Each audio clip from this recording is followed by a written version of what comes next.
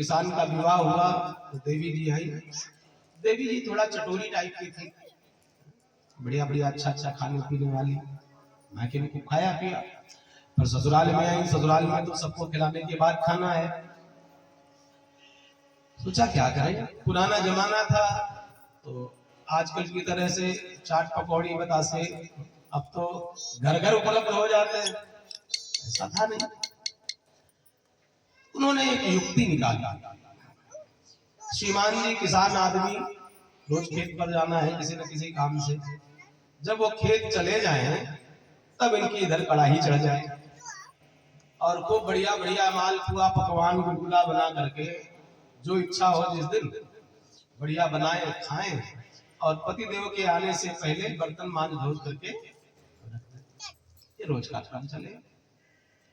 एक दिन क्या हुआ, किसान गया था खेत पर, नित्य तो शाम को लौटता था, पर जुताई चल रही थी, किसी कारण से उसका हल खराब हो गया तो दोपहर में ही वापस आ गया। क्या करे वहां खेत पर, तो वापस आ गया, बैल बाहर बांधे, हल रखा, हाथ पैर धो करके जब घर में आया तो देखता क्या है, कड़ाही चढ़ी है, बढ़िया बढ़िया पकवान बन रहे।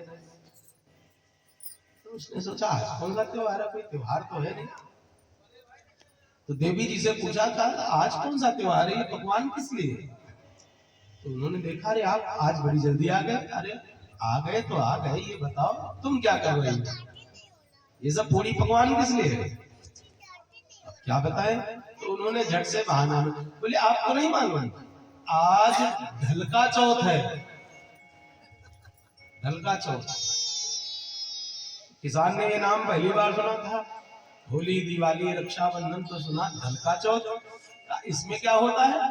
ढलका चौथ में का कुछ नहीं है, जो हम पूरी पकवान गुलगुला बना रही हैं, जब सब बन के तैयार हो जाएंगे तो ये जो छप्पर रखा है ना, आप एक एक करके इस छप्पर पर इनको फेंकेंगे, जो ऊपर रुक जाएंगे वो आप खाएंगे और जो नीचे आ जाएंगे वो मैं खाऊंगी।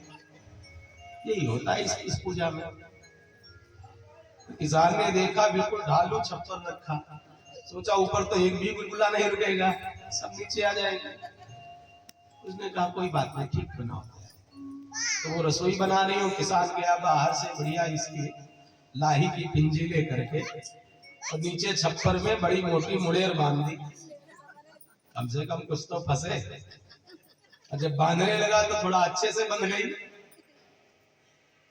अब वो बांध के तैयार हुआ, देवी जी की रसोई तैयार हुई, बाहर निकली तो क्या देखती है, नीचे तो मुड़ेर बंधी है।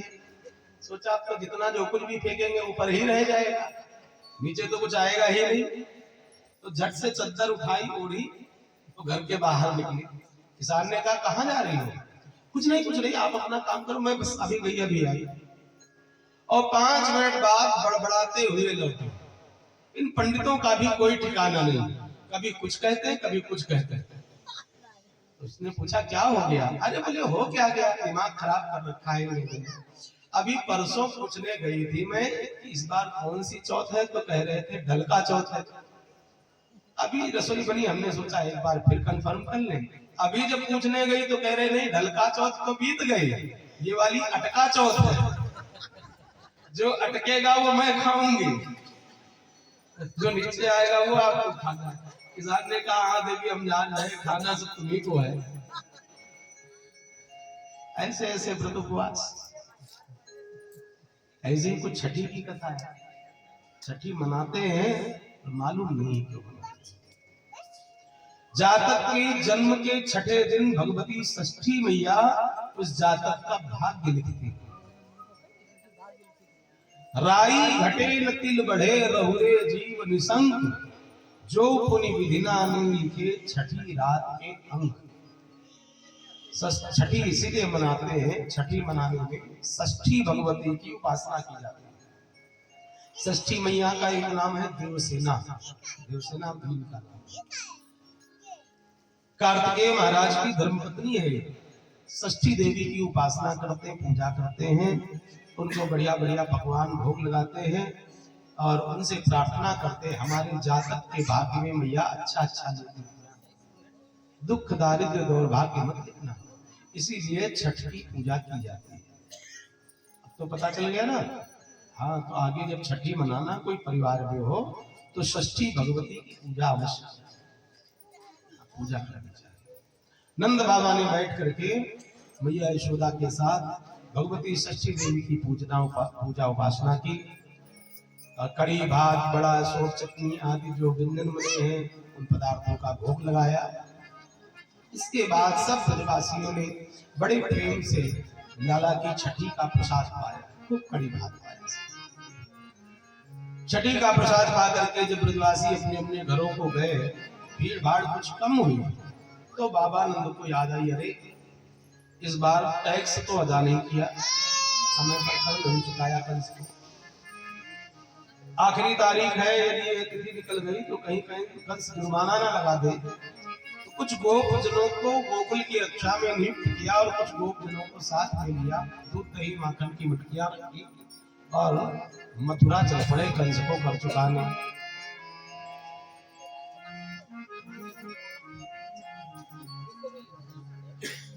गोपान गोकुल रक्षायां निरूप्य मथुरां गतः नंदः कंसस्य वार्षिक्यं करं दातुं कुरुवः। मथुरा में पहुंचे, कंस को कर चुकाया, हिसाब किताब बराबर किया। दूध दही माखन जो ले गए थे उसको भेंट में दिया। कंस से विदा ली, वसुदेव जी से आकर के मिले। दोनों भाई बड़े प्रेम से गले में एक दूसरे की कुशल पूछी, इधर उधर की बातें हुई। फिर वसुदेव जी ने बताया, बाबा आप अपने गोकुल को जाओ, अगली बार जब आप आएंगे तो खूब ढेर सारी बातें करेंगे, अभी आप शीघ्र ही गोकुल जाओ। क्यों भैया, ऐसा क्या है? भैया हमारे गुप्तचरों ने सूचना दी है, कंस ने नवजात शिशुओं को मारने के लिए पूतना नाम की राक्षसी भेजी। आप यहाँ हैं, कहीं ऐसा न हो गोकुल में कोई उपद्रव हो जाए, इसलिए आप पहले घर परिवार से। नंद बाबा वहां से चलते। इधर कंस की भेजी हुई वह पूतना नाम की राक्षसी, जैसे ही आकाशवाणी ने बताया तुझे मारने वाला गोकुल में पैदा हो चुका है, कंस को तो सांप सूंघ गया, बड़ा चिंतातुर हो गया। तत्काल उसने अपने मंत्रिमंडल की मीटिंग बिठाई, क्या किया जाए। तो पूतना, बकासुर की बहन पूतना बैठी थी। अरे भैया, एक छोटे से बालक के लिए आप चिंतित हो रहे हैं, ये काम मुझ पर छोड़ दो। 6 महीने तक के जितने बालक हैं उन सबको मैं मार दूंगा, उन्हीं में आपका शत्रु भी मर जाएगा। कंस ने कहा, बहन यदि ये काम कर दोगी, हमारे शत्रु को मार दोगी, तो मैं तुम्हें बहुत इनाम दूंगा। पूतना ने कहा, चिंता मत करो। अब तो पूतना चल पड़ी, ब्रज के प्रत्येक गांव में जाती, नवजात शिशुओं को मारती जा रही। किसी का गला घोट देती, किसी को उठाकर पटक देती, किसी का लहू पी जाती। इस प्रकार से उन छोटे छोटे बच्चों को मारती हुई पूतना गोकुल की ओर बढ़ी। तो क्या देखा, पहरा लगा है। सोचने लगी राक्षसी रूप में जाऊंगी तो प्रवेश नहीं मिलेगा गोकुल में। तो पूतना ने अपना रूप परिवर्तित किया। ताम के सबंधव्यति सप्तमल्लिकां बृहन्वितं वस्तन कृच्छ मध्यमां सुवाससं कंपित कर्णभूषण कुशोल्लसत् कुंतल मंडितां। पूतना ने सबसे पहले अपनी चोटी बांधी, चोटी में गजरे गुथे, सुंदर जड़ाऊ वस्त्र पहने, खूब गहने आभूषण धारण किए, बहुमूल्य आभूषण पहने, दिव्य श्रृंगार किया है। पूतना ने अपना खूब सुवासित छिड़का है, परफ्यूम खूब डाला। पूतना रक्त पीने वाली है ना, इसका आहार दूषित है, इसलिए इसके पसीने से दुर्गंध आती है। उस दुर्गंध को छिपाने के लिए सुवासित छिड़का और सज धज करके पूतना गोकुल की ओर चली। गोप सखाओं ने आती हुई पूतना को देखा। पूतना की वस्त्रों को, उसके आभूषणों को, उसके वैभव को देखा तो आपस में चर्चा करने लगे, भाई देखो लगता है किसी बहुत बड़े घराने की कोई गोपी आ रही। एक गोप कहता है तो हमें किसी राजा की रानी लगती है, दूसरा गोप कहता नहीं ये तो किसी चक्रवर्ती सम्राट की पत्नी है। किसी ने कहा हमको तो यह इस धरा की लगती नहीं, लगता सीधे स्वर्ग से चली आ रही है, इंद्र की पत्नी इंद्राणी। कोई कहता नहीं है तो ब्रह्मांडी है। एक गोप ने तो यहाँ तक कह दिया कि देखो नंदलाल कितने सुंदर है, हमको तो लगता है वैकुंठनाथ नारायण ही नंदलाल बनकर के आए। नारायण जब नंदलाल बन गए तो लक्ष्मी जी को वैकुंठ अच्छा नहीं लगा। सुना सुना, तो लक्ष्मी जी अपने पति से मिलने के लिए आ रही है। गोप्यः श्रियः दृष्टुमिवागताः। अब लक्ष्मी जी से आ रही हो तो भला कौन रोकेगा। आती हुई लक्ष्मी सबको अच्छी लगती है, जाती हुई लक्ष्मी अच्छी नहीं लगती।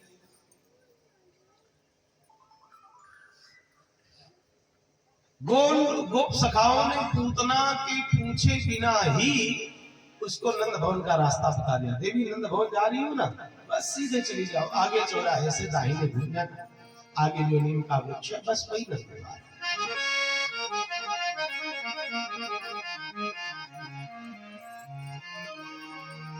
व्यक्ति का आदर उसके व्यक्तित्व से होता है। व्यक्ति के साथ व्यवहार उसके व्यक्तित्व के अनुसार करता है समाज। और व्यक्तित्व को के निर्माण में पंचवकार इनका रोल रहता है। कौन कौन से? विद्या, वाण्या, वपुषा, वस्त्रेण, विभवेन च।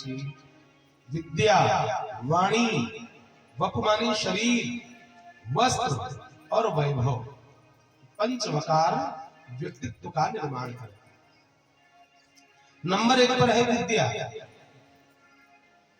पर इसका सबसे अंत में प्रयोग होता है विद्या का। शुरुआत होती है उल्टी ओर से। किसी संबंधी, रिश्तेदार, मित्र, व्यवहारी के घर कोई व्यक्ति पैदल जाए, लोग आदर तो करते हैं परंतु बड़ा सामान्य सा व्यवहार, आओ आओ भाई आओ। और कहीं महंगी कार से कोई पहुंचे तो, बड़ी सी गाड़ी है तो फिर व्यक्ति आगे बढ़कर के स्वागत करता है। अरे अरे भैया आ गए, आओ आओ आओ भैया। आज 4 लोग पड़ोसी भी जान जाए कि हमारे मिलने वाले हैं। लोगों को जताता है देखो ऐसे ऐसे हमारे मिलने वाले लोग हैं। वैभव पहले नंबर, फिर वैभव के बाद में वस्त्रों का नंबर आता है। आपने कपड़े कैसे पहन रखे, वस्त्रों का भी अपना मान।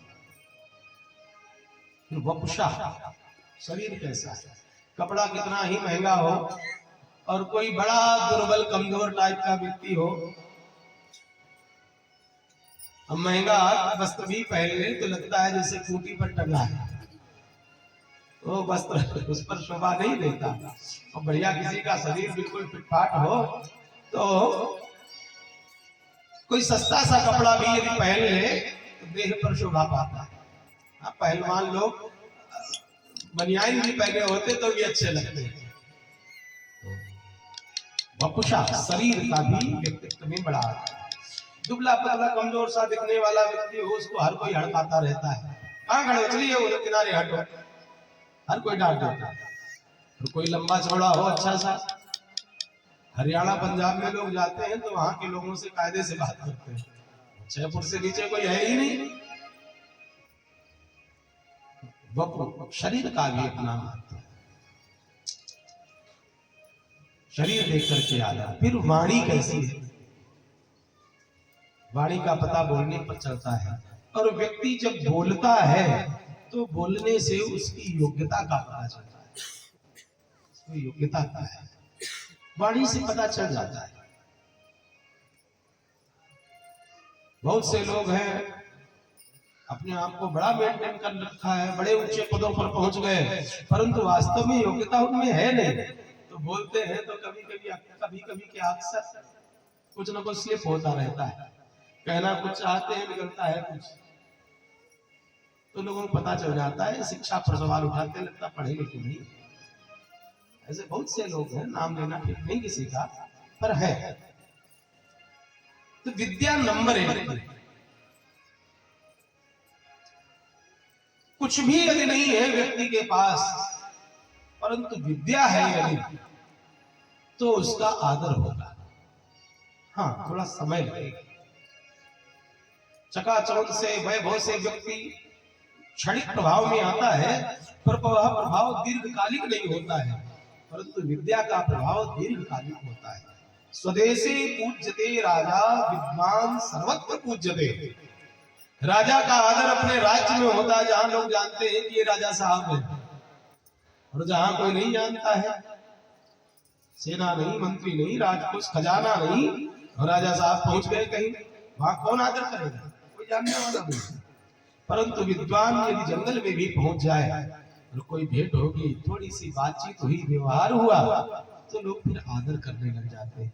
इसलिए विद्या का संचय करना चाहिए। विद्या धनम सर्वधन प्रधानम। विद्या का धन सबसे प्रधान है। व्यक्ति को विद्वान बनना चाहिए, पढ़ना चाहिए, सीखना चाहिए। सीखने की कोई अवस्था नहीं होती महाराज। जब तक प्राण है तब तक कुछ न कुछ सीखने को मिलता रहता है। गुण ग्राही होना चाहिए, जहां से जो गुण मिले तत्काल ले लेना चाहिए। नया भजन कोई अच्छा लगा, तत्काल उसको सुनना चाहिए, करना चाहिए। जो व्यक्ति मान लेता है नहीं मैं तो परिपूर्ण हूं, मुझे कुछ सीखने की आवश्यकता नहीं है, तो फिर उसकी विद्या वहीं से मुक्त होने लगी। ये ऐसा धन है, इसको जितना आप खर्च करेंगे उतना बढ़ेगा। बाकी कोई संपत्ति हो, खर्च करने पर लग जाए व्यक्ति, खूब प्रयोग करे, खर्च करे, तो धीरे धीरे संपत्ति घटने लगती है। और विद्या की संपत्ति ऐसी है, जितना खर्च करोगे उतना ये बढ़ती रहती है, बढ़ती रहती है। इसका बंटवारा भी नहीं हो सकता। घर का, दुकान का, वाहन का, कैश का, सबको तो लोग हिस्सा बटा लेंगे, विद्या कोई बात नहीं सकता। ये पंचवकार व्यक्तित्व का निर्माण। पूतना के वैभव को देख करके किसी ने रोका टोका नहीं, सीधे धड़धड़ाती हुई पहुंची नंद भवन में। मैया यशोदा ने देखा किसी बहुत बड़े राजघराने की कोई रानी महारानी पटरानी आई है, झट से इस मोड़ा दिया बैठने को और जलपान की व्यवस्था करने लगी, माखन मिश्री की। इधर पूतना ने सोचा वो कहाँ है जिसके लिए मैं आई हूँ। पहले से ही योजना बना करके आई, नंदलाल को मालूम नहीं कैसे, तो आंचल में विष लगा करके आई। इधर उधर खोज की, पालने में कन्हैया लेटे हुए हैं, रोने लगे। कहाँ कहाँ कहाँ, मानो कह रहे हो अरे मौसी कहाँ खोज रही हो, मैं तो यहाँ पालने में लेटा हूँ। पूतना झट से उठी, पालने के समीप पहुंची, बाल कृष्ण को गोद में उठाया और इधर उधर देखा, सबकी निगाह बचा करके अपना विष लगा हुआ स्तन खोला और बाल कृष्ण के मुख में दिया। तो प्रभु ने मुख फेर दिया, मानो कह रहे अरे मौसी हम यहाँ दूध पीने माखन खाने आए, तुम विष पिला रहे। फिर लगाया, फिर मुख मारा। अब तो पूतना ने एक हाथ से अपना आंचल पकड़ा, एक हाथ से लाला का मुख और बलात् अपना आंचल लाला के मुख में दिया। प्रभु ने सोचा अब तो पीना पड़ेगा, अभी तो आंचल पिला रही है, पीना शुरू करूंगा तो कहीं हटा न ले, छुटा न ले। इसलिए प्रभु ने पूतना के स्तन को दोनों हाथों से कसकर पकड़ा। गाढ़ं कराभ्यां भगवान प्रपीड्यत प्राणैः समं समन्वितो। गाढ़े हाथों से पकड़ करके प्रभु ने पूतना के आंचल को पीना प्रारंभ किया। दूध नहीं निकला तो उसके प्राणों को पीने लगे। प्राणैः समं रोष समन्वितो, रोष में भरकर प्रभु ने प्राण पीने प्रारंभ किए। अब तो पूतना छटपटाई पीड़ा से चीख पड़ी, मुंच मुंच मुंच, अरे छोड़ दे छोड़ दे छोड़ दे। प्रभु ने मन ही मन में कहा मौसी एक तो मैं किसी को पकड़ता नहीं, पर एक बार पकड़ लो फिर छोड़ता नहीं। अपने राक्षसी रूप में प्रकट हुई पूतना ऐसे मानो भूकंप आ गया, 6 कोस की दूरी के पेड़ पौधे उखड़ गए। पतमानों की तद्देहस कव्यूत्यंतरद्रुमान् चूर्णयामास राजेंद्र महरासी तदद्भुतम्। ये महत आश्चर्य, विशाल काय पूतना मरी पड़ी। मैया यशोदा अपने लाला को खोजती आई, हा नंदलाल गोपाल कुआसी कुआसी, तो क्या देखती है, पूतना मरी पड़ी है, उसकी छाती पर प्रभु खेल रहे। अपने लाला को लेकर के उठा करके आई और सीधे गौशाला में पहुंची। गोमूत्र से स्नान कराया और गाय की पूंछ से झाड़ा करने लगी। इंद्रियाणि ऋषिकेश प्राणानि नारायणो श्वेतद्वीपपतिश्चित्तं मनो योगेश्वरो गति। ये अगरबत्ती लोगों से दूर लगाओ, थोड़ा कपड़ों से दूर। लोग हिलेंगे डुलेंगे तो कहीं कपड़ा लग सकता है। 6 मंत्रों से मैया यशोदा ने अपने लाल का झाड़ा किया। श्रीमद् भागवत में ये मंत्र, भागवत जी के 10वें स्कंद के 6वें अध्याय। किसी छोटे बच्चे को किसी की नजर लग जाए, कोई व्याधि लग जाए, तो गोमूत्र से स्नान करा के गाय की पूंछ से झाड़ा दिया जाए और इन मंत्रों का पाठ किया जाए तो उसकी व्याधि तत्काल दूर हो जाती है। मंत्र ना है तो गोमूत्र से स्नान करा के और गाय की पूंछ से खाली झाड़ा कर दे तो भी व्याधि चली जाती है। हाँ, ये क्षमता है गौ माता की। 33 कोटि देवता गाय में निवास करते हैं। प्रभु कहते गवाम मध्य वसाम्य हम, गायों में मैं रहता हूं। कहीं जाने आने की जरूरत नहीं। और लोग क्या है, लोगों को श्रद्धा आस्था अपने धर्म के प्रति रही नहीं। बच्चे को थोड़ा भी व्याधि हुई तो ले करके कहां पहुंचते हैं, पीर बाबा के पास। मस्जिद पहुंच गए, पीर बाबा के पास फोन लगाने।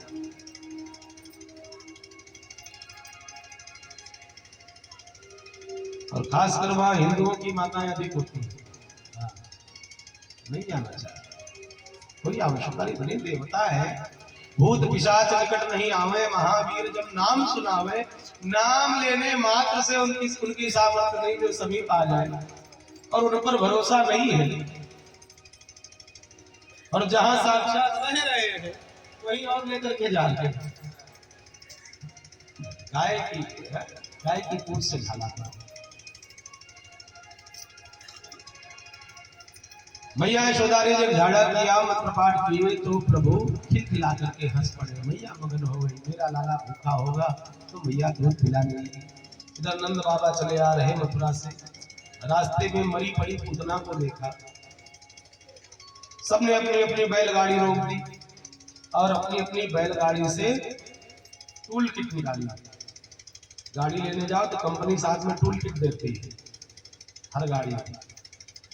तो बैलगाड़ी की टूल किट क्या है, उसकी टूल किट है कुल्हाड़ी। उसमें सब लकड़ी का काम, कहीं हो सकता है टूट जाए। कुल्हाड़ी है तो कोई भी डाल काट छाट करके आप लगा लेंगे, पहुंच जाएंगे। सबने अपनी अपनी कुल्हाड़ी निकाली और जो पेड़ पौधे टूटे थे उनको काट छाट करके पूतना की देह पर डाल दिया, आग लगा दी, धू करके जलने लगी। सुखदेव जी महाराज कहते, राजन पूतना जब जली है तो पूतना की देह से अगर तगर जैसी सुगंधी निकली। परीक्षित जी को बड़ा आश्चर्य है, पूतना राक्षसी है, इसकी देह जलने पर तो दुर्गंध निकलनी थी, सुगंधी क्यों निकली गुरुदेव? सुखदेव जी महाराज कहते, राजा पूतना राक्षसी थी, परंतु पूतना ने प्रभु को अपनी गोद में उठाया, अपना आंचल पिलाया। जब पूतना आंचल पिलाने लगी प्रभु को, तो प्रभु विचार करने लगे कि अभी इसको हमें मारना पड़ेगा। मारने के बाद इसको भेजे कहां? नरकैद भेजता हूं। वैसे तो ये बाल हत्यारिणी है, बालकों की हत्या की है, नरक जाने का काम किया है, परंतु यदि पूतना को मैं नरक भेज दूंगा तो मेरी महिमा घट जाएगी। मृत्यु के समय कोई मेरा नाम ले ले तो नाम लेने के कारण कोई स्मरण कर ले, स्मरण मात्र से नरक नहीं जाता। और पूतना तो हमको अपनी गोद में उठाया, इसको नरक कैसे भेज सकता? स्वर्ग भेजो?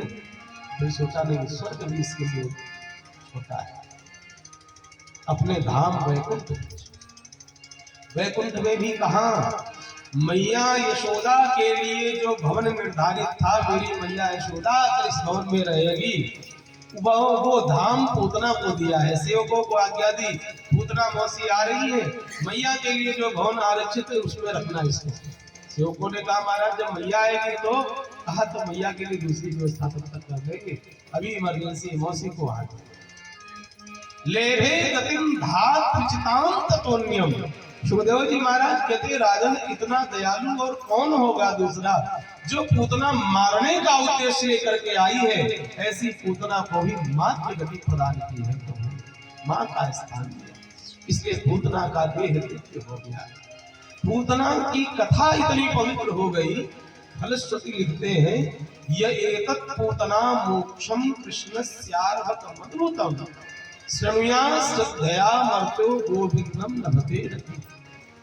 जो कोई श्रद्धा पूर्वक इस पूतना मोक्ष की कथा को सुनते हैं, उन्हें गोविंद गति प्राप्त होती है, प्रभु के धाम जाते हैं।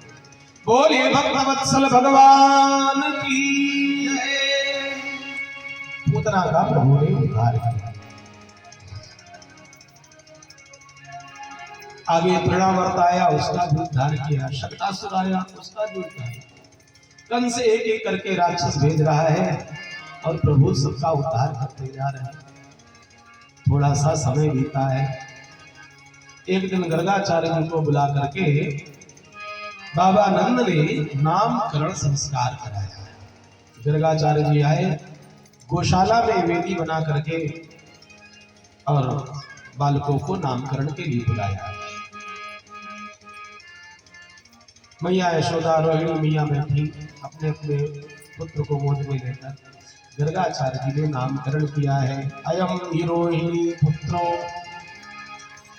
रमयन् सुहृदो गुणैः आख्यास्यते राम इति बलाभिद्या बलं विदुः। अरे बाबा, ये जो रोहिणी का पुत्र है, इसके गुण बड़े रमणीय होंगे, इसलिए इसका नाम है राम। ये बहुत बलवान होगा, इसलिए इसके राम नाम में बल विशेषण लग जाएगा, लोग बलराम कह करके पुकारेंगे। एक गर्भ से दूसरे गर्भ में कर्षण हुआ है इसका, इसलिए संकर्षण नाम भी होता है। बड़ा होकर के हल को अपना आयुध बनाएगा तो लोग हलधर कह करके पुकारेंगे। इस प्रकार से बलराम जी का नामकरण किया। और इसके बाद कहते हैं, अरे यशोदा, तूने जिस लाला को गोद में ले रखा है, प्रागयं वसुदेवस्य क्वचिज्जातस्तवात्मजः वासुदेवैति श्रीमान् विद्याः सम्प्रचक्षते। ये पहले वसुदेव का पुत्र है, इसलिए नाम होगा वासुदेव। इतना सुनते ही मैया चौंक पड़ी, बाबा क्या कह रहे हो आप, ये वसुदेव का नहीं, ये तो मेरा पुत्र है। प्रभु भी रोने लगे, मानो कहने वाले बाबा आधी रात में भीगते भागते आए और पूरी कलई को लेते रहे हो आप। तो गर्गाचार्य ने फिर गोल गोल बातें शुरू कर दी। अरे भैया, पहले कभी हुआ है वसुदेव का पुत्र, अभी तो आपके गोद में है, आपका बेटा है, इसका नाम होगा कृष्ण। ये अपने भक्तों के चित्त को अपनी ओर आकर्षित करने वाले हैं, इसलिए कृष्ण नाम है। और भैया, बहूनि सन्ति नामानि रूपाणि च सुतस्य ते गुणकर्मानुरूपाणि तान्यहं वेदनो जनामि। इनके तो अनेक नाम हो। गैया चराएंगे तो गोपाल नाम पड़ता है, रास रचाएंगे रास बिहारी नाम पड़ेगा, गोवर्धन उठाएंगे गिरधारी नाम हो जाएगा, मुरदैत्य का उद्धार करेंगे मुरारी कहे जाएंगे। इनके अनेक नाम होंगे। इनके नामों की महिमा तो वेद भी नहीं गा सकते। हम वेद नामकरण करने के बाद गर्गाचार्य जी अपने भवन को पधारे। अब तो दोनों ही बालक कृष्ण और बलराम थोड़े थोड़े बड़े होने लगे, घुटनों के हाथों के बल सरक करके चलने लगे। कालीनाल्पीन राजरसे गोकुले राम केशवं जानुभ्याम सह पाणिभ्याम रिंगमाणो विजन्नत। घुटनों के हाथों के बल प्राकृत बालक की तरह से प्रभु चलना सीखा। संपूर्ण जगत को चलाने वाले परमात्मा संसार जिनकी कृपा से चल रहा है, वो परमात्मा वो प्रभु चलना सीख रहे हैं।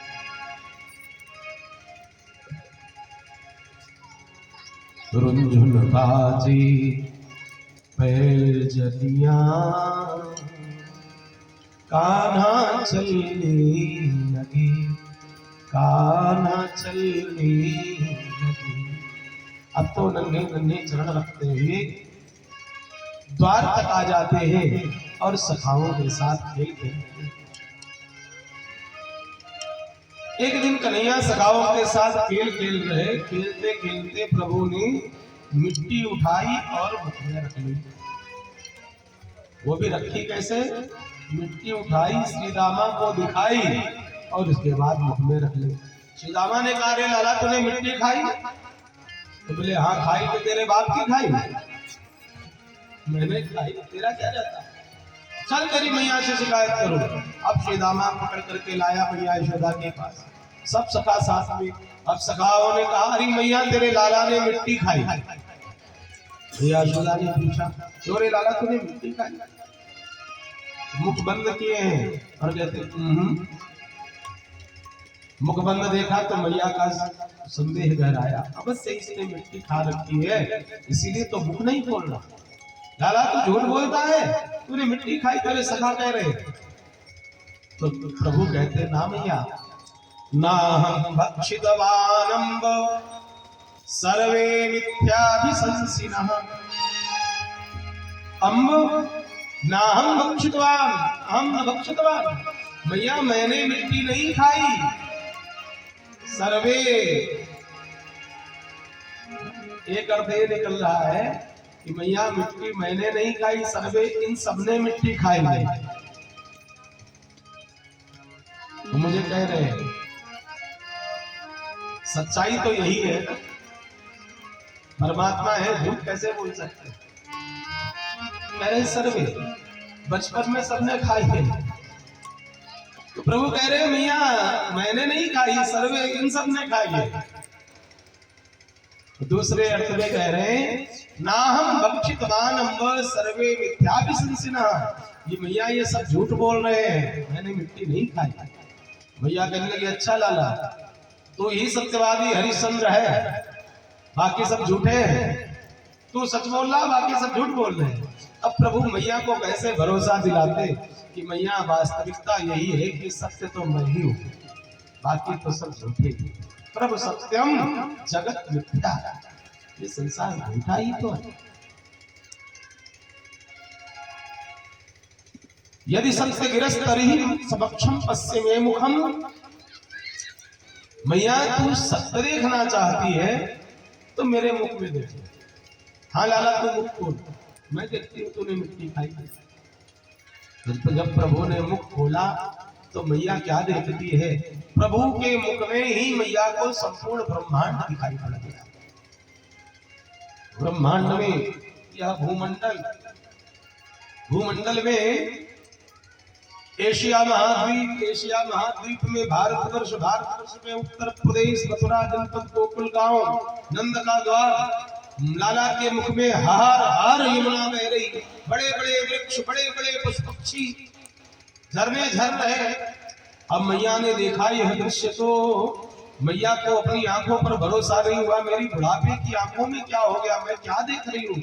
मैया अपनी आंखें मूंद करके वही बैठ गई। प्रभु ने अपनी लीला का स्मरण किया, सत्य दिखाया ना मैया। यदि सत्य गिरस्तर ही समक्षम पश्चिमे, तू सत्य देखना चाहती तो देख। सच्चाई तो यही है, संपूर्ण ब्रह्मांड ही रोम रोम प्रति लागे, कोटि कोटि ब्रह्मांड। थोड़ी सी मिट्टी को खाकर क्या करेगा? मैया को सच्चाई दिखाई, मैया आंख मूंद कर बैठी। प्रभु ने लीला का स्मरण किया। जब आंख खुली मैया ने तो कन्हैया मुस्कुरा रहे हैं। अब तो अपने लाला के मुख में 2 दांत दिखाई पड़ गए मैया को।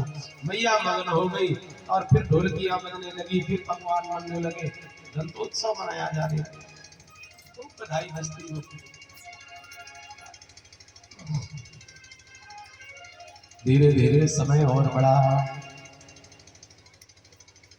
वत्सानुमुञ्चन् क्वचिद समये क्रोशसञ्जातहास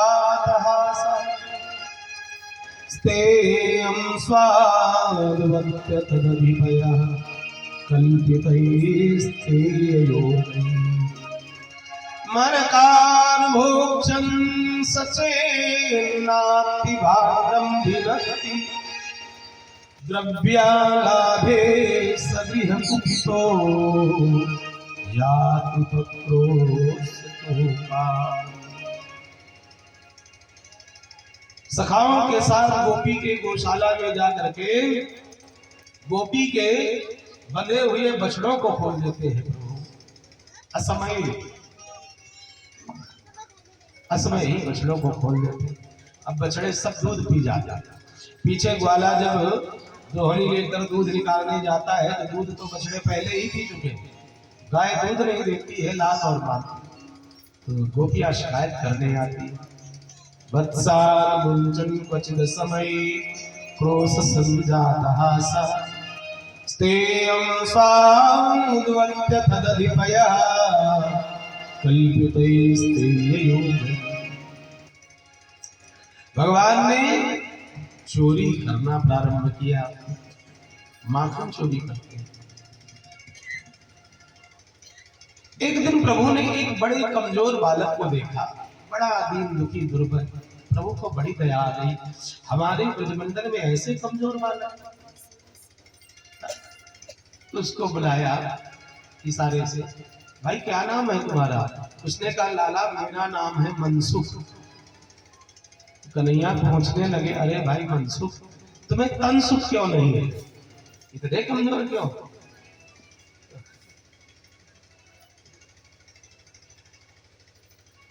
उसका चेहरा उतर गया। उसने कहा लाला क्या बताओ तुम अभी छोटे हो। तो कन्हैया ने कहा अरे छोटा हूं तो क्या हुआ, बात तो बताओ अपनी। तो कहने लगा लाला मैं गरीब परिवार से, तुम्हारे बाबा की तरह हमारे यहाँ बहुत दुनिया नहीं है। हम दूसरों की गाय चराते हैं, उससे जो धन मिलता है उससे हमारा परिवार चलता है। तो लाला कुछ खाने पीने का अभाव रहता है। कन्हैया ने कहा तो तुम्हारे घर में अभाव है, सबके घर में थोड़े ही है। जिसके घर में हो पदार्थ तो उसके घर में खाओ। तो मनसुखा ने कहा अरे लाला 1-2 दिन तो चलो कोई खिला भी देगा, 1-2 दिन के खाने से कोई शरीर पुष्ट होता नहीं है। और नित्य नित्य कोई क्यों खिलाएगा किसी को? रोज तो कोई खिलाएगा नहीं। 1-2 दिन के खाने से कुछ होने वाला नहीं। कन्हैया ने कहा रे व्यक्ति को नहीं खिलाएगा, अवश्य खाओ, चाहे जैसे खाओ, खाना चाहिए। मनसुखा कहने लगा लाला तुम्हारी समझ में ये बातें नहीं आएंगी, अभी तुम छोटे हो। प्रभु मन ही मन सोचने लगे यदि हमारी समझ में कुछ नहीं आया तो फिर किसकी समझ में आएगा। प्रभु ने वहां मनसुखा को चारवाक सिद्धांत का उपदेश दिया। जैसे महर्षि चारवाक नाम के ऋषि हुए, उन्होंने एक सिद्धांत निष्पादित किया। कहने लगे यावत जीवे सुखम जीवे, जब तक जियो बड़े सुख पूर्वक जीना चाहिए, टेंशन नहीं लेनी चाहिए बिल्कुल। खूब खाओ पियो मौज करो। ऋणम कृत्वा घृतम पिबेत। क्या भाई जब खाओगे पियोगे ऐश करोगे काम धाम नहीं करोगे तो धन कहां से आएगा? कैसे पदार्थ संचित करोगे? चारवाक ने कहा उसकी व्यवस्था है ना, ऋणम कृत्वा, उधार ले लो, लोन ले लो। ऋणम कृत्वा घृतम पिबेत, उधार लेकर के घी खाओ, पर खाओ बढ़िया, रहो अच्छे से। फिर लोगों ने पूछा भाई कर्जा लोगे तो कर्जा चुकाना भी तो पड़ेगा, चुकाओगे कहां से? चारवाक जी कहते ये कौन कहता कि कर्जा चुकाना पड़ता है? चुकाने की कोई आवश्यकता नहीं। भस्मीभूतस्य देहस्य पुनरागमनम कुतः, एक न एक दिन मर के चले जाओगे, बाद में कौन लेता कौन देता। जिससे उधार लो उसको मना कभी मत करो देने के लिए। हाँ दे देंगे और देना भी कभी नहीं। ऐसे चारवाक सिद्धांत को मानने वाले भारत में बहुत लोग होते हैं। खूब लोन पर लोन लेते रहते और खूब मौज मस्ती में जीवन जीते हैं और मना आज तक नहीं किया किसी ने कि हम देंगे नहीं। कोई इंग्लैंड भाग गया, कोई कहीं भाग गया, कोई कहीं दिवालिया घोषित हो गए। हाँ होगा तो दे देंगे। कर्मचारियों को सैलरी नहीं देते, लोन का पैसा नहीं वापस करते, उनकी मौज में कोई कमी नहीं, उनके खर्चे यथावत। और एक सामान्य सा सच्चा आदमी जाता है यदि बैंक लोन लेने के लिए तो बैंक कितने चक्कर कटवाता है, ये कागज लाओ वो लाओ ये लाओ जाने क्या क्या। हमको तो बड़ा आश्चर्य होता है इतना लोन कैसे दे देते हैं। और वो चारवाक सिद्धांत को मानने वाले जानने वाले हैं, उन्हें सब सूत्र पता है, मालूम है कैसे मिलेगा। उधार लेने में कुछ लोग इतने माहिर होते हैं, व्यक्ति अपने शरीर के कपड़े भी उतार के दे दे उनको और ले लेते हैं। तो यही चारवाक सिद्धांत प्रभु सिखा रहे हैं मनसुखा का। तुम्हारे घर में नहीं है तो दूसरे के घर में खाओ, मांगने से न दे तो चोरी करके खाओ। मनसुखा ने कहा चोरी करेंगे लाला तो मारे जाएंगे। मनसुखा से कहने लगे फिर गलत हो सके। ये जरूरी नहीं है कि चोरी जो करेगा वो मार खाएगा, मार वो खाता है जो पकड़ा जाता है। चोरी करो पर इतनी होशियारी से करो कि पकड़े मत जाओ। लाला कहे चोरी करेंगे तो पकड़े तो जाएंगे ही, का नहीं हमको मंत्र मालूम है, यदि कभी पकड़े जाना तो कफल्लम कफल्लम ये मंत्र जपना, छूट जाओ। मनसुखा ने कहा लाला हमें चोरी करनी नहीं आती, हमने कभी नहीं की। कन्हैया ने कहा तो भी हम सिखा देंगे, हम है ना परेशान ना हो। तो एक कमेटी बना ली, कमेटी गठित कर ली, सौर विद्या प्रसारण मंडल। श्रीदामा मनसुखा मदमंगल दाऊ भैया कन्हैया आदि नन्हे नन्हे ग्वाल बाल उस टीम में शामिल हो गए और गोपी के घर जाते हैं तो गोपी का माखन चट जाते हैं। माखन तो खाते ही हैं, चलते समय मटकी भी तोड़ देते हैं। अब गोपियां शिकायत करने आती मैया यशोदा के समय। मैया यशोदा कहती अरे गोपी वैसे तो मेरे घर में दूध दही माखन की कोई कमी है नहीं, तो मेरा लाला कहीं जाएगा किसी के घर माखन खाने, फिर भी यदि जाता है हो सकता है सखा बहला फुसला कर ले जाते हो तो भाई उसमें मेरे लाला की कोई गलती नहीं, अपना अपना माखन दूध दही संभाल कर रखो, ऊंचे छींचे पर रख दिया करो माखन, कैसे पहुंचेगा तुम्हें। गोपी ने कहा भैया मैंने ये उपाय भी अपना लिया, जब छीके पर माखन रख देती हूँ तो नीचे से लठिया मार मार के मटकी की तरी फोड़ देता है और माखन गिरता है, लूट लूट करके खाते हैं। अरे गोपी उस मटकी के नीचे काट की कटौती लगा दो तो कैसे तोड़ेगा। मैया ये उपाय भी मैंने किया, जब काट की कटौती लगा दी उस मटकी के नीचे तो ये सखाओं को घोड़ा बना करके उनकी पीठ पर चढ़ जाता है और फिर माखन निकाल करके खाता है। मैया यशोदा ने कहा गोपी ऐसे नहीं मानूंगी मैं अपने लाला की शिकायत, यदि मेरा लाला चोर है तो उसको रंगे हाथ पकड़ करके लाओ तब मानूंगी, ऐसे किसी की शिकायत नहीं करूंगी। तो एक गोपी ने योजना बनाई,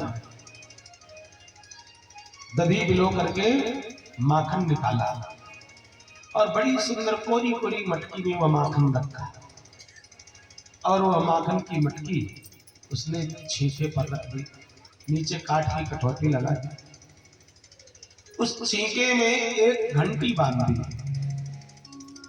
पता नहीं कब चुपके से आता है माखन चुरा कर चला जाता। छींका हिलेगा, जैसे ही कोई छुएगा छींका हिलेगा तो घंटी बजेगी, मैं समझ जाऊंगी चोर आ गए। अब उसने द्वार खुले छोड़ दिए और पड़ोसन के घर जाकर के बैठ गए। कान अपने घर की ओर, घंटी की आवाज सुनी।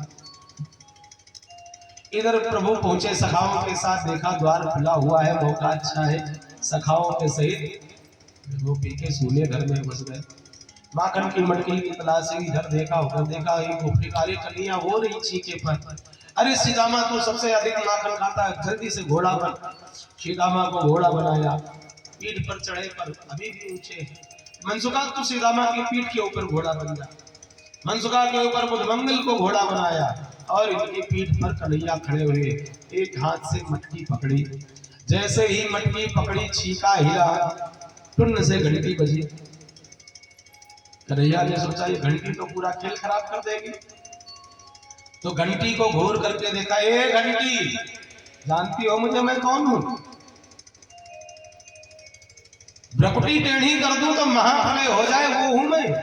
खबरदार, बजना नहीं, ये मेरी आज्ञा है, नहीं तो तुम्हारी खैर नहीं। बेचारी घंटी सहम गई, उसने स्वीकार कर लिया, ठीक है प्रभु, नहीं बजती मैं। अब प्रभु ने धीमे से छीका हिलाया, घंटी नहीं बजी। संतुष्ट हो गए, घंटी ने बात मानी।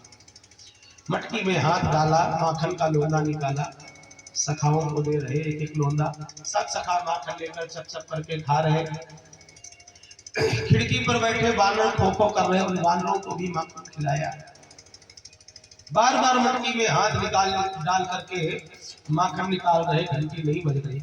सबको खिलाया, फिर अंत में सोचा थोड़ा सा माखन मैं भी तो चखूं, ऐसा है माखन।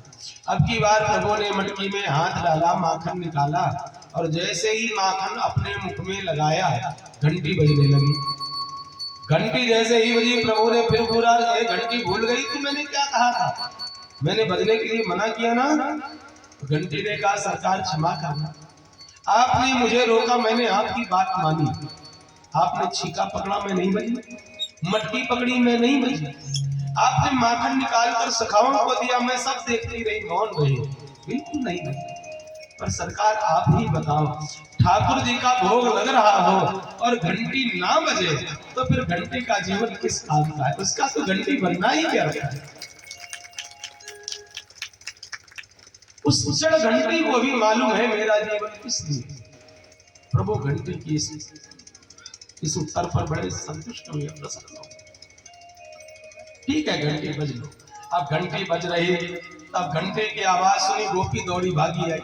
जैसे ही गोपी के आने की प्रचार सुनी तो सबसे नीचे श्रीदामा घोड़ा बना है। श्रीदामा ने सोचा लगता भाभी आ रही है, सब सखा तो भाग जाएंगे, मैं सबसे नीचे हूं तो मैं फंस जाऊंगा। तो सबसे पहले श्रीदामा ही भागा और नीचे से जैसे श्रीदामा निकला, ऊपर से मनसुखा घोड़ा बनाता वो लद से नीचे गिरा। मनसुखा के ऊपर मुदमंगल, धड़ाधड़ सब धमाधम गिर रहे हैं। अब कन्हैया के नीचे का आधार तो हट गया, एक हाथ से मटकी पकड़े थे वैसे ही लटक गए तो मटकी टेढ़ी हो गई, एक हाथ से पकड़े ना तो पूरा माखन सिर से लेकर के पूरी देह में होते हुए पूरे देह को भिगो रहा। अब कन्हैया लटके और हाथ छूटा, मटकी छूटी, धम्म से नीचे गिरे, उठकर भागना चाहते, माखन पर पैर पड़ा, फिर फिसल गए। तब तक गोपी आ गई। दो गोपी क्या देखती, घर से सटासट सब ग्वाल बाल बाहर निकल रहे, रेलगाड़ी जैसे डब्बा, 1 2 3 4 10, हे भगवान कितने घुसे हैं। सारे ग्वाल बाल तो भाग गए, तो नहीं फंस गए। गोपी ने हाथ पकड़ लिया, क्यों रे लाला, रोज रोज तू माखन चोरी करता है, मैं जब तेरी मैया से शिकायत करने जाती हूँ तेरी मैया कहती है यदि मेरा लाला चोर है तो रंगे हाथ पकड़ कर ले ला। आज अच्छा मौका है, रंगे हाथ, रंगे पांव, रंगे मुंह पकड़ कर ले चलो। पूरे तन बदन में माखन है। कन्हैया ने कहा भाभी आज छोड़ दे, आज छोड़ दे, आज के बाद कभी नहीं आऊंगा। अरे लाला बड़ी मुश्किल से तो हाथ में आया, आज ये मौका कैसे छोड़ दूं। चल गोपी नहीं मानती, तू ले चल। अब गोपी ने लंबा सा घूंघट डाला, कन्हैया का हाथ पकड़ा और लेकर के चल पड़ी। अब जब सरदार जी पकड़ गए, पूरी टीम छिपते छिपाते किनारे किनारे चल रही है। कन्हैया से इशारा किया श्रीदामा ने, अब क्या होगा लाला, तुम पकड़ गए हो, सरदार पकड़ गए, पूरी टीम फंसेगी, पूरा गैंग फंस जाएगा। कन्हैया ने हाथ मिलाया, चिंता मत करो, होगा कुछ नहीं। सखा छिपते छिपाते साथ में चल रहे। अर्धमार्ग में पहुंचे, अचानक कन्हैया ने रोना शुरू कर दिया। जैसे ही रोए, गोपी ने कहा, लाला क्या हुआ, क्यों रोए? अरे गोपी, मेरी कलम नरम कलाई तूने कस के दबाई, मेरी कलाई दुख रही गोपी। गोपी ऊपर से तो कठोर बनी है, अंदर से हृदय द्रवित हो गया। सोचने लगी, मेरे गोबर पानी के हाथ तो कन्हैया की कोमल कन्हाई वास्तव में दुख रही होगी, यदि छोड़ती हूं तो भाग जाएगा। अच्छा लाला, दूसरा हाथ ला। जैसे ही दूसरा हाथ मांगा, कन्हैया ने इशारा किया और गोप का हाथ पकड़ा दिया। गोपी लंबा सा घूंघट डाले चली जा रही नंद भवन की ओर। इधर कन्हैया घूम करके गए और स्नान झट से घड़ा उठाया, ऊपर से डाल दिया, माखन सब छुटाया, देह में जितना लगा था 2 मिनट में नहा धो के आ गया। और खिड़की के रास्ते से भवन में पहुंच गए। अरे मैया, बड़े जोर की भूख लगी, जल्दी से कुछ खाने को दो। मैया, बड़ी तेज भूख लगी। मैया ने कहा, अरे बावरे, पहले कपड़े तो बदल ले ना। मैया, कपड़े बाद में, वस्त्र बाद में बदलूंगा, पहले मुझे खाने दो। अब मैया ने माखन रोटी दिया, माखन रोटी खा रहे और बार बार द्वार की ओर देख रहे, सोच रहे आ रही होगी। मैया सोच रही, लगता है सखाओं के साथ खेलने की जल्दी है। अरे लाला, ढंग से कलेऊ तो कर ले, बाद में जाना सखाओं के साथ। हाँ मैया। अब खाते जा रहे, तब तक बाहर से आवाज आई, अरे मैया, तेरा बुरा हो, तेरे लाल का बुरा हो। देख भैया, तेरे लाला ने आज मेरे घर में फिर से चोरी करी, माखन खाया, सखाओं को खिलाया। मैया, तेरे लाला को रंगे हाथ पकड़ करके लाई हूं आज। मैया यशोदा ने सुना, क्यों रे लाला, तूने फिर चोरी करी आज? कन्हैया ने कहा, ना मैया, मैंने कोई चोरी नहीं की। मैया, यदि मैंने गोपी के घर माखन खाया होता तो यहाँ क्या कैसे खाता? भैया, मैं तो तेरे सामने माखन रोटी खा रहा। हाँ लाला, तूने चोरी तो की होगी ना। ना मैया, देख गोपी कह रही है तेरे लाला को रंगे हाथ पकड़ करके लाई है गोपी। भैया, मैं आंख के सामने बैठा और गोपी कह रही पकड़ कर लाई। भैया, तू ये सोच कितनी सच्ची है गोपी। मैया ने कहा, हाँ लाला, ये तो मैंने ध्यान ही नहीं दिया, तू तो मेरे सामने बैठा है, ये पकड़ कर किसको लाई? अब मैया को क्रोध आ गया, रोष आ गया। रोज रोज मेरे लाला को झूठा दोष लगाती है गोपी। मैया ने लठिया उठाई, गैया चराने वाली, द्वार खोले। हाँ गोपी, कहाँ है मेरा लाला?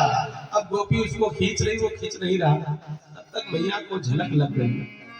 मैया ने कहा, बावरी धीवरी, तेरे चेहरे पर झूल पड़ी है, झूल। इस झूल को हटाकर देख तो किसको पकड़ कर लाई? गोपी ने जैसे ही घूंघट पलट कर देखा, अपने ही देवर सीतामा का हाथ पकड़े खड़े हैं। गोपी ने सोचा, हाय, मैंने पकड़ा तो कन्हैया को था, सीतामा कहां से बीच में आ गए? इसने सारा खेल बिगाड़ दिया। सो गोपी ने एक धौल दी सीतामा को। अब सीतामा चंचनाता भागा वहां से। पीछे से मैया ने लठिया निकाली, गोपी मेरे लाला को पकड़ कर लाई, इनाम ले ले। गोपी ने मैया के हाथ में लठिया देखी तो गोपी भी भागी। कन्हैया खिड़की से निकलकर रास्ते में मिले चौराहे पर। ए घूंघट वाली गोपी, लाला यहाँ खड़े हो, आज के बाद मेरी गली में भी मत दिखाई पड़ना। कन्हैया ने कहा, मैं तो सवेरा आऊंगा गोपी, पर तू मुझे मत पकड़ियो। गोपी ने कहा, यदि आ गए तो इस बार तुम्हारे दोनों हाथ बांधूंगी रस्सी से, फिर नाच नचाऊंगी, तब मैया के पास पकड़ कर लाऊंगी। कन्हैया ने कहा, भाभी देखो, आज पकड़ा सो पकड़ा, आज के बाद मत पकड़ना। पकड़ूंगी, क्या करेगा? कहा, आज पकड़ा तो तुम्हारा देवर बना मैं, आगे फिर पकड़ोगी? हाँ पकड़ूंगी, आगे से पकड़ा तो मैं तुम्हारा खसम बन जाऊंगा। अब जैसे ही कहा, अब तो गोपी चंचनाई नारी का मेरो खसम जाए रहो, पकड़ने के आए। अब कन्हैया भागे आगे आगे, पीछे पीछे गोपी भागती जा रही। चिक्री जनयन मुदम। इसी प्रकार की नित्य कोई न कोई नई लीला करके प्रभु उन ब्रजवासियों को आनंद का दान दे। ये बड़े बड़े देवता देवांगनाएं गोपी बन करके आए। प्रभु आज उन सबको अपने आनंद का दान दे। एक दिन मैया यशोदा दधी बिलो रही है भोर का समय है, मन में कल्पना है भी मेरा लाल जगेगा, नवनीत मांगेगा, उसके लिए माखन निकाल लो। तब तक प्रभु आए आंख मलते हुए और मैया का आंचल पकड़ा और मैया से माखन मांगने लगे।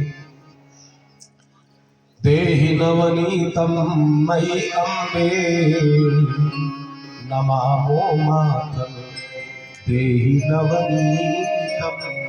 मैया मुझे माखन में भूख लगी।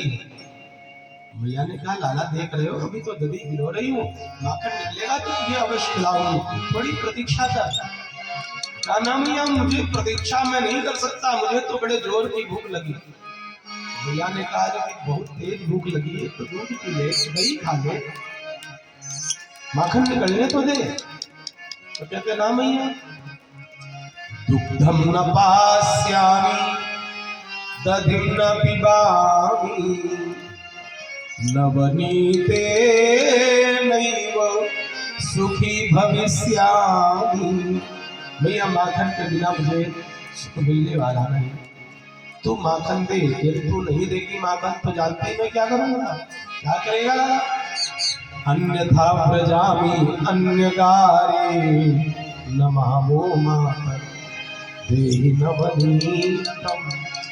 तू माखन नहीं देगी तो फिर मैं किसी के घर जाकर के माखन चुरा कर खाऊंगा। भैया तब बुरा मत मानना, धमकी भी देते भैया।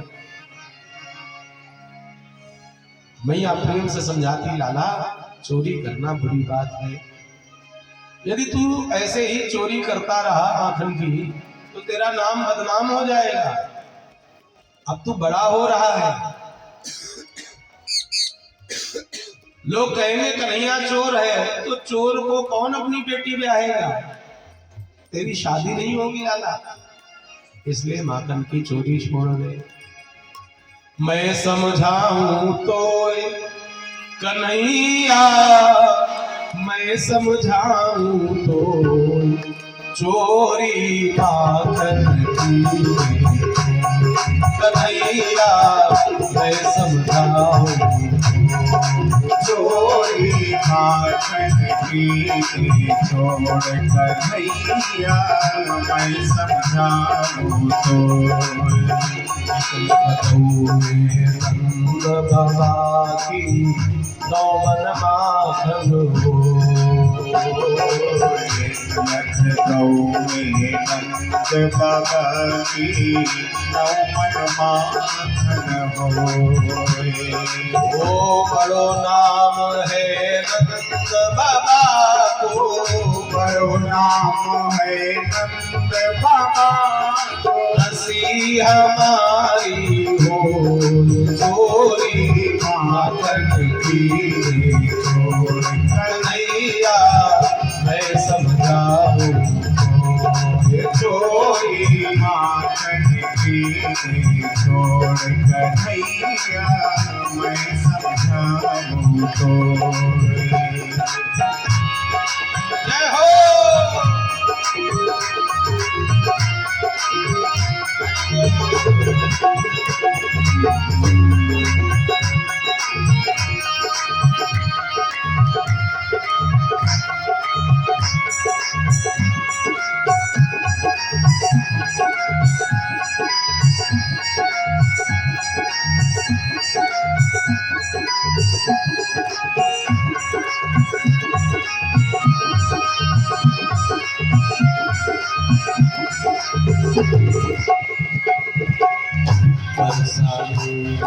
सजी सगाई रोज बत कही हो।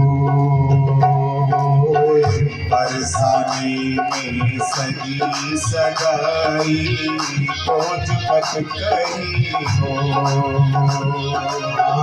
बरसाने में सजी सगाई रोज बत कही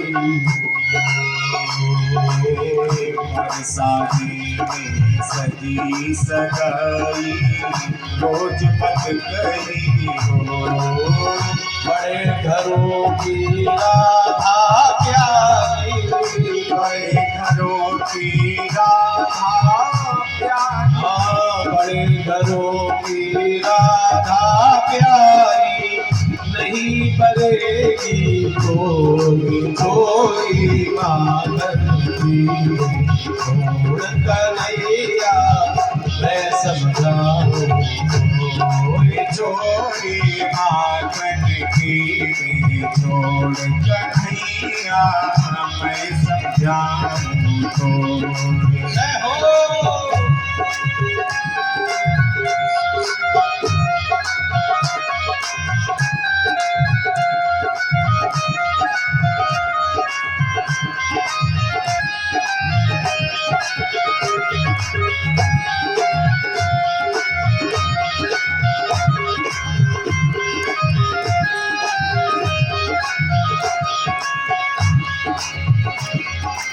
कन्हैया कहने लगे भैया अब क्या बताएं, आदत तो आदत है, अब आदत बिगड़ गई है, अभी क्या करें।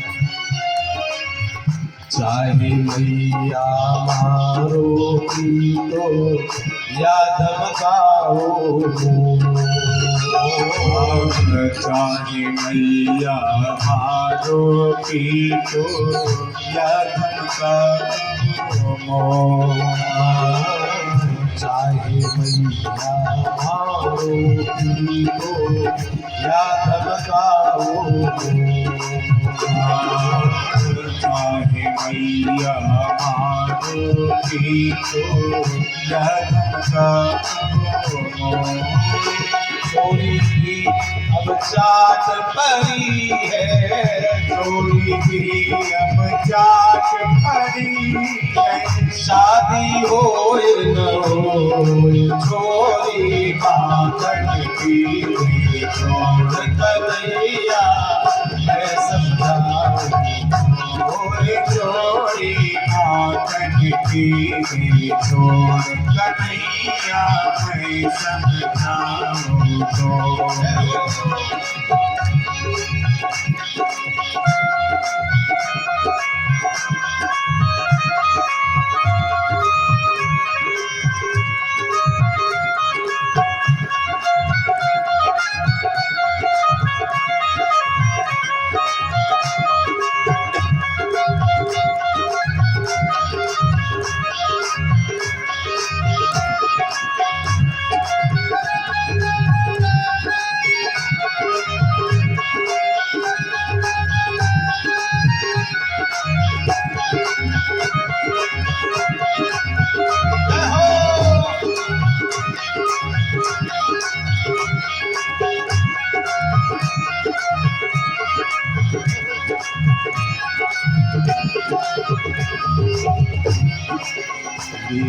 कुटिया यशोदा गोरी कान्हा मारू कुटिया यशोदा गौरी कान्हा मारू तो यशोमती गौरी कान्हा मारू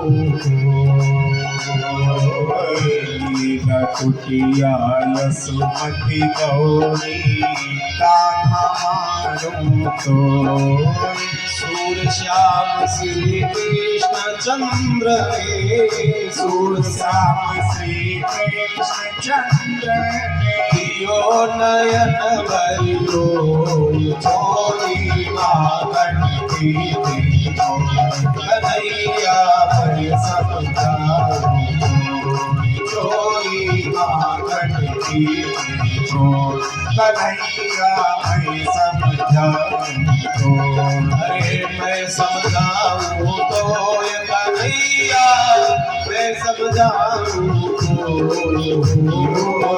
मैं समझाऊं तो कन्हैया मैं समझाऊं तो चोरी मांगन की कन्हैया मैं समझाऊं चोरी मांगन की कन्हैया मैं समझाऊं तो नित्य इस प्रकार से प्रभु करते हैं। मैया अधिक हो रही